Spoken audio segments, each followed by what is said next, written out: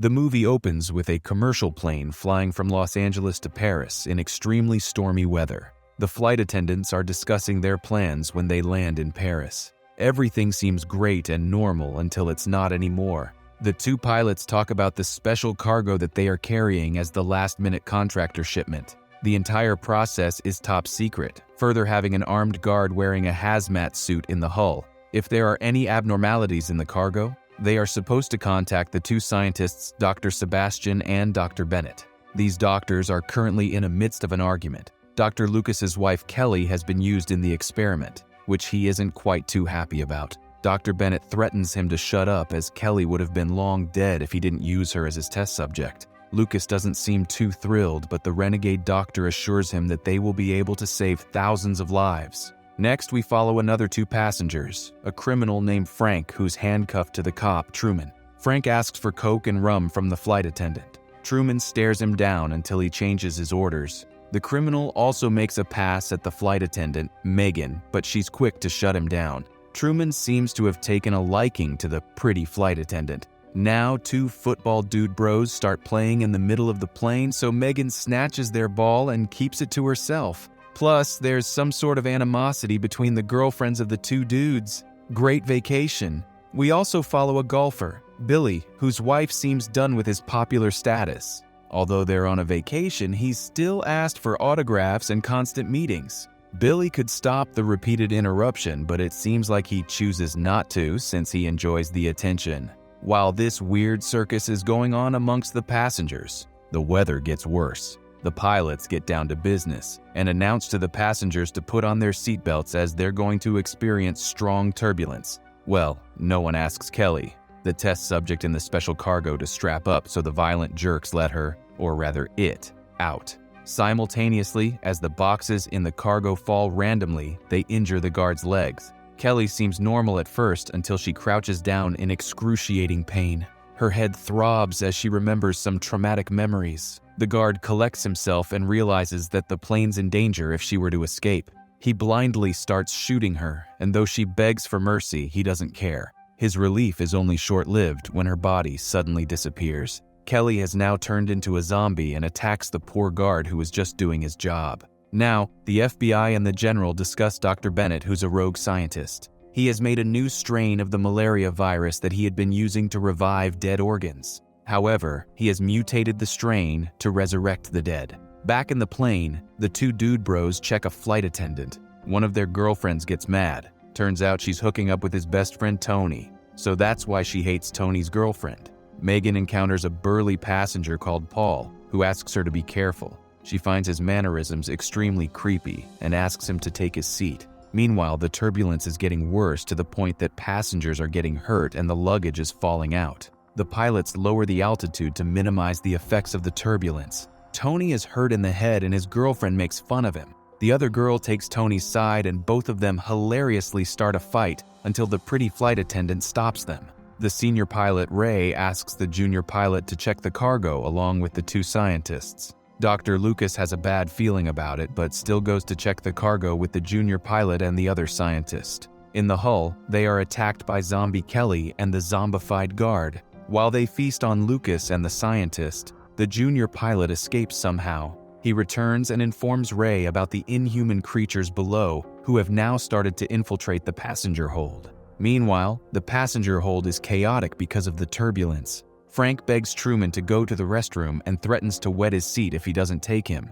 Truman dejectedly gets up but bangs his head hard against the ceiling due to the turbulence. He faints, and Frank uses the change to escape. Megan wakes him up later and treats his wounds. They proceed to find the criminal. In the cockpit, Ray informs Paul about the situation in the cargo. Turns out he's an undercover agent working for the TSA. He goes to interrogate Dr. Bennett, but he shuts him down really quickly, stating that it's confidential business. With no other option, he joins forces with Truman to locate Frank, as he's their primary suspect currently. They move to the hull and discover a lot of blood. They suspect that Frank is in the hull and split up to search for him.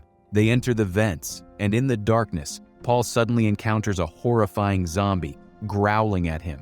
He is quick to shoot him down though. The zombie doesn't die but drops down and attacks Truman instead. While they are in the midst of an intense fight, Paul tries to help by firing a shot. However, the bullet perforates the top layers and accidentally kills a flight attendant. This freaks out the cheater girlfriend, who rushes to the restroom to puke. She repeatedly throws up while her boyfriend and the best friend bang on the door to make sure she's okay. Things get worse for her when she's attacked by a zombie through the washroom mirror. Her boyfriends break into the washroom to save her, but are also unfortunately attacked. One of the flight attendants alerts the pilots, but she's also attacked by Zombie Kelly. On cue, the junior pilot rushes to save her. He frantically attacks the zombie and manages to get it away, but it's too late for the flight attendant. He thinks she has passed away, but is proven wrong a while later when she wakes up as a zombie and attacks him. With one pilot down and the entire plane infested by zombies, along with the sickening weather conditions, it's a whole mayhem.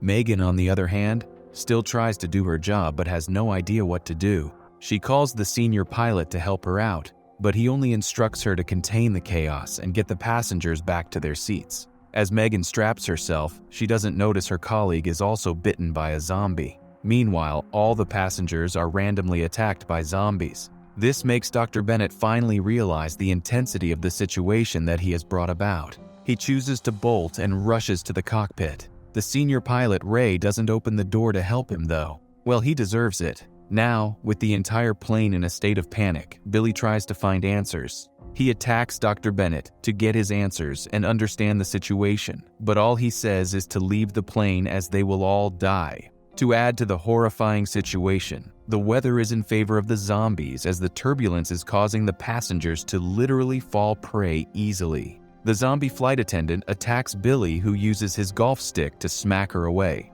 See? Finally, the stick that his wife's been complaining about has saved her. The cops have shown up on the site to shoot the zombies as well in a cool way. They aren't of much help though, as the zombies keep attacking all the human passengers. Everyone is running for their lives, except for the nun, who begins to pray. Well, hope God saves you from the meat-eating creatures. Oh, I guess not. Meanwhile, Megan's friend has completed the transformation and is feeding on the passengers. She tries to attack Megan, but Frank saves her by attacking the zombie friend with a fire extinguisher. They team up to protect themselves. On the other hand, the FBI and the general discover that the malaria virus is a serum transfer virus that had been created to make dead soldiers fight. They conclude that the flight must have been completely infected by now. To avoid a global crisis, they should destroy the plane before the virus reaches a populated area. Back in the plane, the nun finally shows some movement when she goes to save a passenger. It's of no use as she gets trapped as well.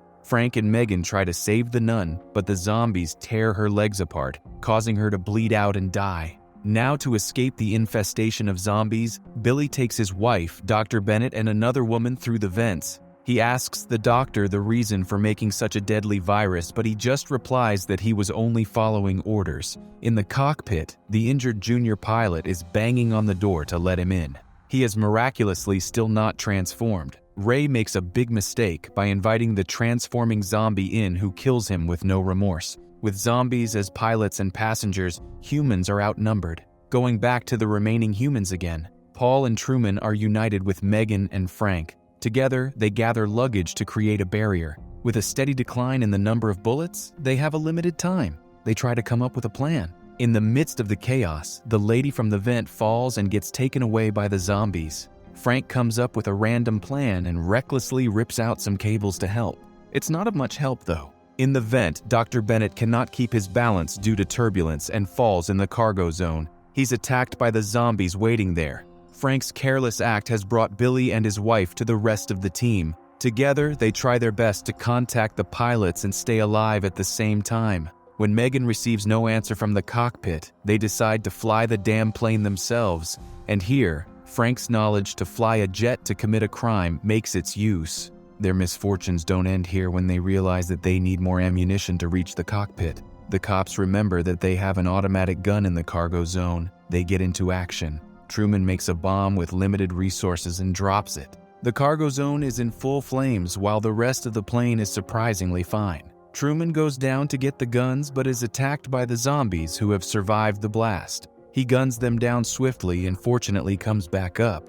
When he comes back, they see the jet that is supposed to annihilate the plane. They realize that they must respond to the radio communication in the cockpit to inform them that there are still civilians on the plane. Now they make their way to the cockpit. Time's running out and lives are at stake. Unfortunately, Billy and his wife fight off some zombies to buy them more time to reach the cockpit. They meet their end when zombified Dr. Bennett attacks them with several others. The remaining humans, except for Frank, safely make their way to the cockpit. Frank is bitten by an old zombie grandma. In the pit, Frank freaks out because he doesn't understand the configuration. He finally manages to turn the autopilot off and talks on the radio to signal the jet. They are successful, and the jet aborts the missile launch. The fighter pilot presses the abort key and the missile explodes away from the plane but manages to affect the side of it. The zombies get sucked out and some hit the fighter jet, making it explode. Truman and Frank think that they have controlled the plane but freak out yet again when they find mountains in their sight.